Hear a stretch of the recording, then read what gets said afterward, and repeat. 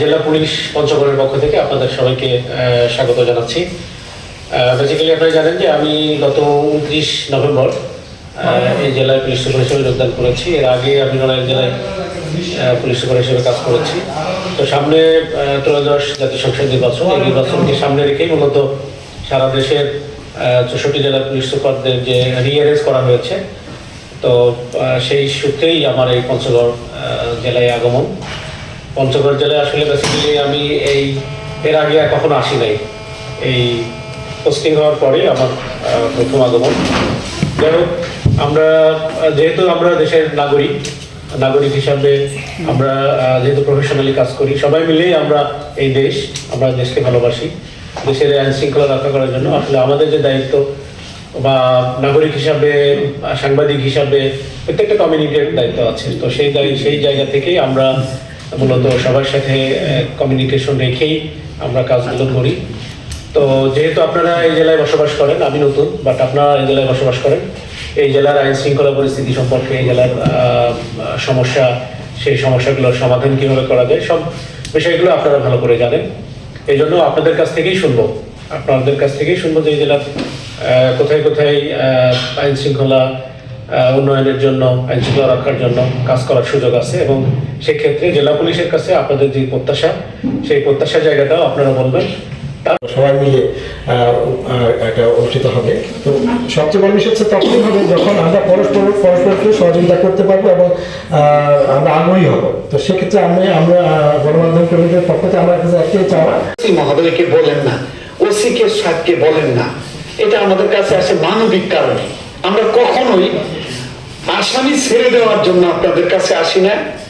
মানবাধিকার যখন লঙ্ঘিত হয়, যখন একেবারেই অন্যায়ভাবে কারো উপরে প্রেসার হচ্ছে, অত্যাচার হচ্ছে, তখন আমরা আপনাদের কাছে আসি।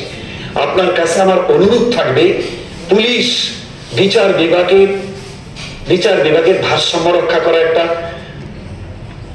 গ্রহণযোগ্য একটা অবস্থান। 3টা মাধ্যম একটা বিচার নিশ্চিত করে, তার একজন আইনজীবী, পুলিশ অফিসার এবং একজন বিচারক। এই 3 জায়গার একটা জায়গার যদি লিক থাকে, নষ্ট থাকে, তাহলে বিচারটা ধ্বংস হয়ে যায়। আমরা চাই এই এলাকা শান্তিপ্রিয় এরিয়া, এই এলাকার কোনো মানুষকে, কোনো লোকে হয়রানি করুক বা হয়রানি হোক, এ ধরনের কাজ যেন হয় না, এটা আপনি করে যাবেন।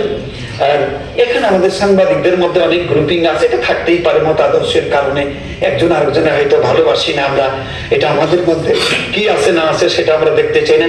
আমাদের মধ্যে থেকে কোনো লোক, আমরাও কিছু লোককে প্রভাবিত করি যে এই লোকটাকে ধরে আনেন, এইটাই করেন। এটা আবার জেনে রাখেন, আপনার সাথে আমার সম্পর্ক ভালো, আপনি যখন একজনকে দৌড়ান তখন কিন্তু আমি সুবিধা নেই। পুলিশ এসপির সাথে, ডিসি এসপির সাথে আমার খাতির মানে আমি একটা বড় ধরনের দালাল, এই অঞ্চলে দালালি করি, আমার কাছে তুমি আসো, কাম তোমার সব হয়ে যাবে। এইগুলো আপনার খুঁজে বের করতে হবে সুন্দরভাবে, সুষ্ঠুভাবে। এই এলাকার মানুষের ঘুম পারুক, এই আশা আপনার কাছে করি। তবে আপনার হোম ডিস্ট্রিক্ট তো জানতে পারলাম না। ধন্যবাদ আপনাকে, ধন্যবাদ।